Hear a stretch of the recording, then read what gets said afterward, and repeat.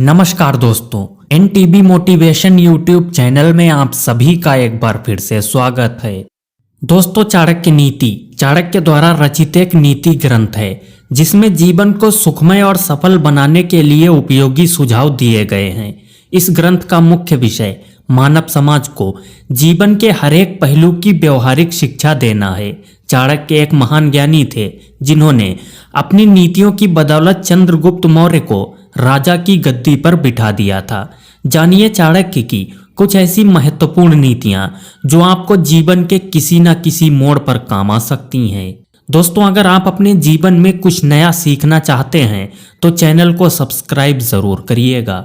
दोस्तों, आचार्य चाणक्य जी बताते हैं, निर्धन व्यक्ति हीन अर्थात छोटा नहीं है। धनवान वही है जो अपने निश्चय पर दृढ़ है, परंतु विद्या रूपी धन से जो हीन है वो सभी चीज़ों से हीन होता है। आचार्य चाणक्य आगे बताते हैं, अच्छी तरह देखकर पैर रखना चाहिए, कपड़े से छानकर पानी पीना चाहिए, शास्त्र से शुद्ध करके वचन बोलना चाहिए और मन में विचार करके कार्य करना चाहिए।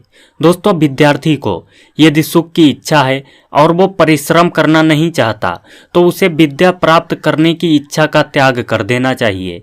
यदि वो विद्या चाहता है तो उसे सुख सुविधाओं का त्याग करना होगा, क्योंकि सुख चाहने वाला विद्या प्राप्त नहीं कर सकता और दूसरी तरफ विद्या प्राप्त करने वालों को आराम नहीं मिल सकता। आचार्य चाणक्य आगे बताते हैं, कभी लोग क्या नहीं देखते, स्त्रियां क्या नहीं कर सकती, मदिरा पीने वाले क्या क्या नहीं बकते और कौए क्या क्या नहीं खाते।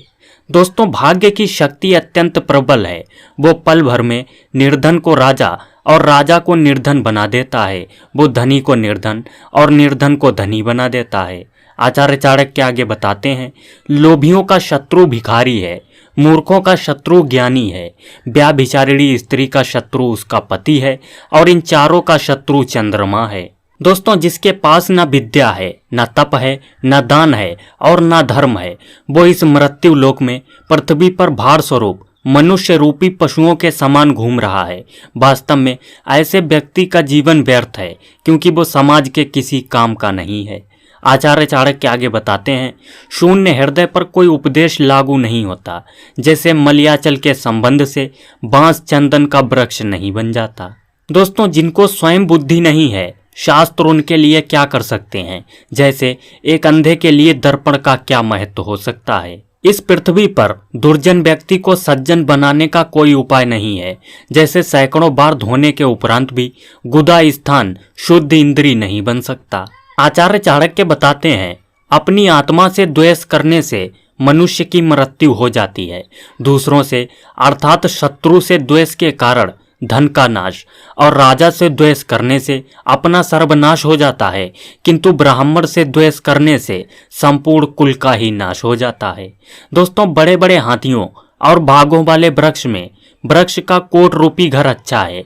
पके फलों को खाना, जल का पीना, तिनकों पर सोना, पेड़ों की छाल पहनना उत्तम है, परंतु अपने भाई बंधुओं के बीच में निर्धन होकर जीना अच्छा नहीं होता है। आचार्य चाणक्य आगे बताते हैं, ब्राह्मण वृक्ष है, संध्या उसकी जड़ है, वेद शाखाएं हैं, धर्म तथा कर्म पत्ते हैं। इसलिए ब्राह्मण का कर्तव्य है कि वो संध्या की रक्षा करे, क्योंकि जड़ के कट जाने पर पेड़, पत्ते और शाखाएं कुछ भी नहीं रहता।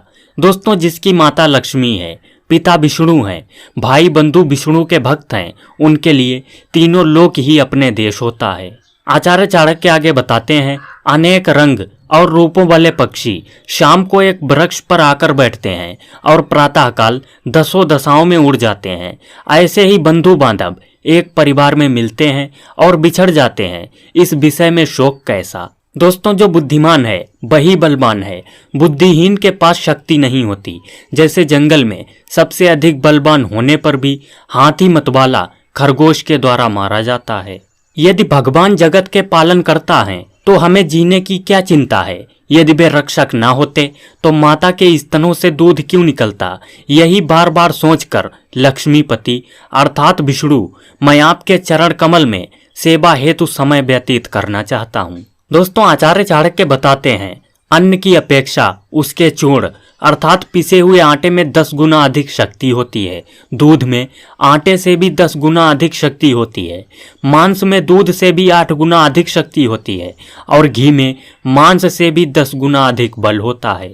दोस्तों, साग खाने से रोग बढ़ते हैं, दूध से शरीर बलवान होता है, घी से शक्ति बढ़ती है और मांस खाने से मांस ही बढ़ता है। दोस्तों, एनटीबी मोटिवेशन के इस वीडियो को यहीं पर समाप्त करते हैं और आशा करते हैं आपको वीडियो पसंद आया होगा। वीडियो पसंद आया है तो वीडियो को लाइक ज़रूर करें, साथ ही अपने दोस्तों में इसे शेयर करें और रोजाना इसी प्रकार के वीडियोस देखने के लिए हमारे चैनल को सब्सक्राइब करके बेल आइकन ज़रूर दबाएं। दोस्तों, मिलते हैं एक इसी प्रकार के अगले वीडियो में। तब तक के लिए goodbye and thanks for watching my video.